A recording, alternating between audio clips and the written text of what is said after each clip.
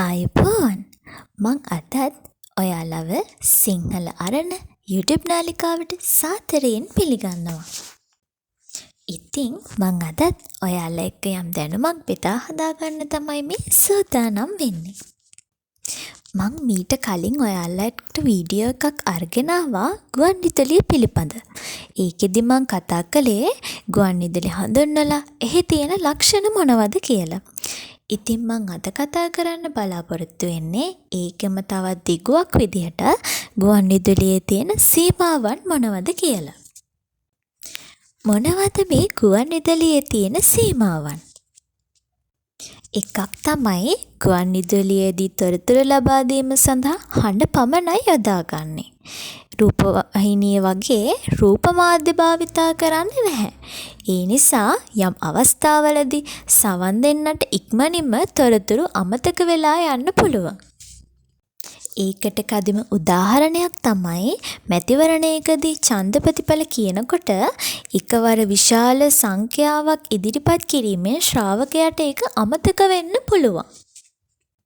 ඒ වගේම ගුවන්විදුලියේ තියෙන තවත් එක් සීමාවක් තමයි මේකෙදී හඬ විතරයිනේ යොදාගන්නේ. එතකොට අපි ප්‍රකාශ කරන හැම තොරතුරක්ම ඉදිරිපත් කරන්න ඕන හඬ මගින්. හඬ මගින් ශ්‍රාවකයාට සියල්ල දනවන්න ඕන.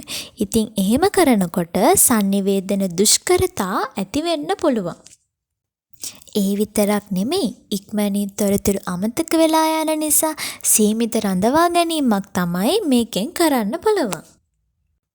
ඒ වගේම රූපවාහිනියේදී නම් අපිට මගහැරුණු කොටස් නැවත නැවත නරඹන්න පුළුවන්. හැබැයි එහෙම හැකියාවක් ගුවන්විදුලියට නම් නැහැ. ගුවන්විදුලියේ තියෙන තවත් සීමාවක් තමයි සංඥා ඇතිවීම. මෙහිදී කාලගුණික වශයෙන් හෝ භූගෝලීය වශයෙන් හෝ තාක්ෂණික වශයෙන් හෝ කවර හෝ සංඥා බාධා ඇති වෙන්න පුළුවන්.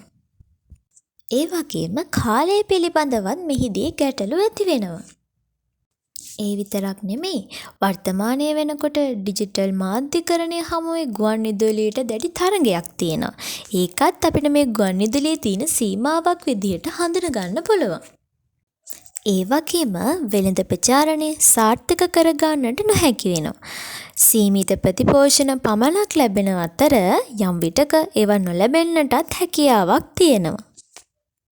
ඉතින් මේ ආකාරයට ගුවන්විදුලියේ තියෙන සීමාවන් අපිට කෙටියෙන් හඳුනගන්න පුළුවන්.